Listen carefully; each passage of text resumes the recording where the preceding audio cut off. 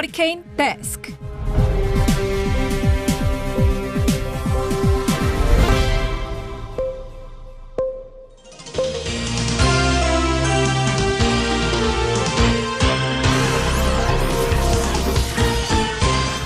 먹고 살기 힘들어도 지나치면 안 되는 세상 소식 전해드립니다. 허리케인 데스크.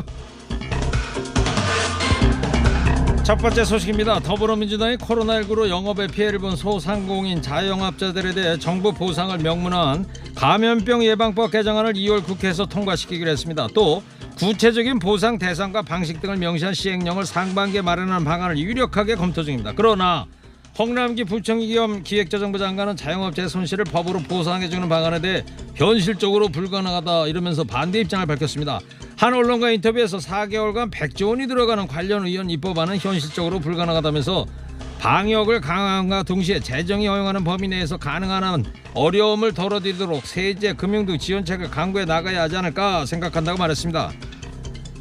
생산적인 논쟁을 마다할 이유는 없겠지만요, 언제까지 신경전만 계속할 수는 없죠. 지금은 당정이 재원 마련을 위한 국채 발행, 한시적 증세, 부담금 신설 등 모든 가능성을 열어놓고 최선의 방안을 찾기 위해 지혜를 모을 때입니다. 김종철 정의당 대표가 같은 당 장혜영 의원을 성추행한 사실이 드러나 당 대표직에서 사퇴했습니다.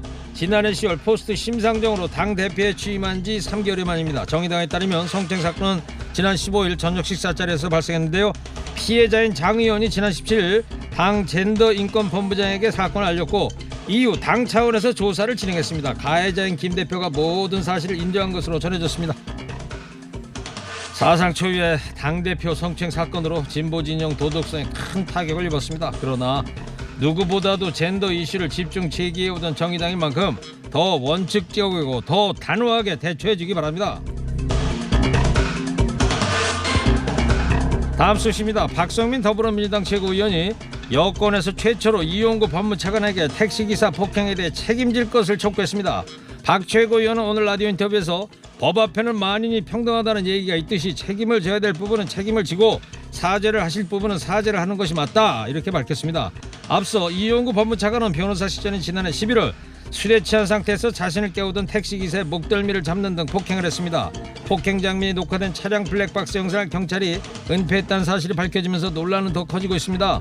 박 최고위원은 경찰에 대해서도 봐주기 수사를 한 것 아니냐며 질타했습니다.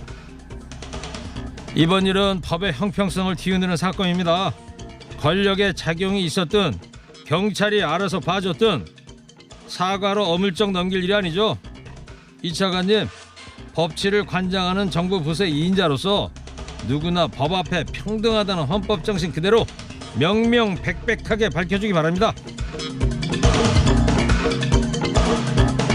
코로나19로 경기가 얼어붙은 지난해 일이 없어 휴직한 사람이 37만 명으로 역대 최대치를 기록했습니다.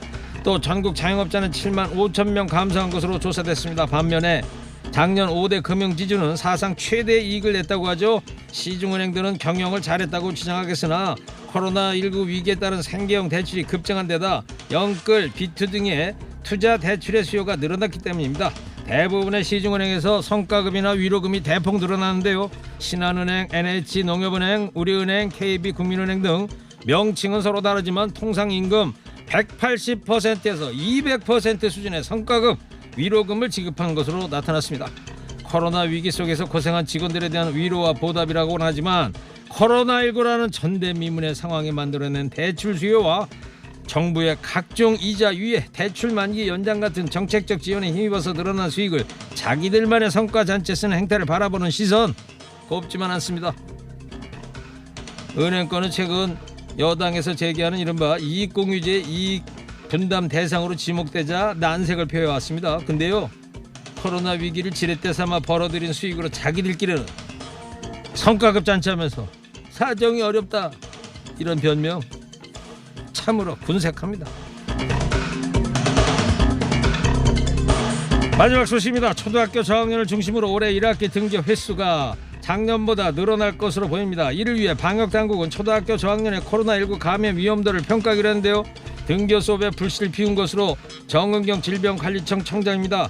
정은경 청장은 최근 아동 청소년 코로나19 확진자 중에 학교에서 감염된 비율이 2.4%에 불과했다는 내용의 논문을 발표했습니다. 이후에 정부 여당도 대면 수업에 긍정적인 입장을 보였고 감염병 전문가들도 학교 학생들이 방역 수칙을 잘 지킨다면 등교 수업이 가능하다는 견해를 밝히면서 단계적으로 등교 수업이 이루어질 수 있다는 전망 나오고 있습니다. 그러나 등교 확대에 대한 우려의 목소리도 계속 나오고 있습니다.